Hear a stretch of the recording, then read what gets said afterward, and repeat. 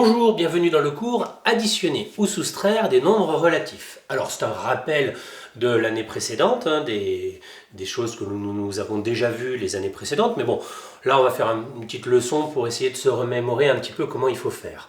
Alors, lorsque l'on veut additionner ou soustraire des nombres relatifs, il existe deux possibilités, voilà. Soit on va avoir le même signe, soit on va avoir des signes différents. Alors, quand on a le même signe, en fait c'est plus 4 qu'on additionne à plus 5, moins 9 qu'on additionne à moins 7.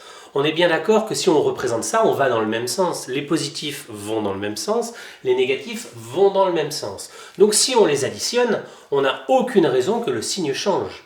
Donc on garde le signe et on va additionner, puisque aller dans le même sens, plus 4 plus 8, on va bien dans le même sens. Moins 7 plus moins 4, on va aussi dans le même sens. Donc, on garde le signe et on additionne. Attention, quand les signes sont différents, c'est là qu'on va avoir un petit souci. Puisque plus 4 plus moins 7, on va s'opposer, on ne va pas aller dans le même sens. Donc la première chose à faire est de trouver quel va être le signe. Le signe c'est facile, c'est celui qui est le plus fort. Plus 4 plus moins 7, c'est le moins 7 qui, entre guillemets, va gagner. C'est celui qui a la plus grande distance à 0. Donc, on gardera le signe le plus fort. Et comme il y en a un qui avance, le plus 4, et un qui recule, le moins 7, on va les opposer. Donc, ils vont se soustraire. On regarde sur des petits exemples. Donc ici, on va commencer par le même signe. C'est ce qu'on faisait quand on était petit. 2 et 8, on les additionne. Ça nous fait tout simplement 10. Il n'y a pas de problème. Plus 2, auquel on additionne plus 8, on va dans le même sens. Plus 10. Moins 5 plus moins 6, pareil, on va dans le même sens. Tous les deux reculent. Donc la somme des deux va reculer également. On recule de moins 5 et on recule encore de moins 6. Du coup, on recule de moins 11. Voilà. On peut essayer de le voir avec cette histoire de avancer ou de reculer. Lorsqu'on va additionner moins 7 et moins 9, on aura un signe négatif et ça nous donnera moins 16. Et lorsqu'on additionnera plus 4 et plus 5, pas de problème, on aura plus un nombre positif, donc, et 9. Donc là, pas de grosse nouveauté là-dessus, c'est quelque chose qui est plutôt naturel. Attention, lorsqu'on aura des signes différents, il va y avoir une petite bagarre entre le fait d'avancer et de reculer, et il faudra déterminer lequel des deux gagne. Donc voici quelques petits exemples. On y va. Moins 2 plus 7 entre les deux, qui va gagner? C'est forcément le plus 7. Et donc on soustrait les deux. 7 moins 2, 5 plus 5. Entre le moins 8 et le plus 3 qui va gagner, c'est le moins 8 puisqu'il est plus grand, il a une plus grande distance à 0. Donc le résultat sera négatif. Et entre 8 et 3, il y a un écart de 5. Donc moins 5. Allez, je vous mets la suite. Le raisonnement est le même. Donc attention, quand on additionne, on a deux techniques. Soit les signes sont les mêmes, soit les signes sont différents. Et lorsque l'on soustrait, on va se ramener à une addition. Alors là, il y a une petite gymnastique à comprendre. Pour soustraire, on changera l'opération en addition. Mais alors attention. Donc ici, on est bien d'accord que moins, c'est aller en arrière. Aller en arrière, mais plus 9, avancer. Aller en arrière, mais avancer, c'est pareil que si j'avançais en allant en arrière. Donc en fait, si au lieu de faire moins plus 9, je faisais plus moins 9, ça reviendrait au même. C'est exactement ce que je vais faire ici. Parce que ça, je sais le faire. Et ça, ça va nous donner moins, parce que c'est le nombre négatif qui va gagner, moins 2.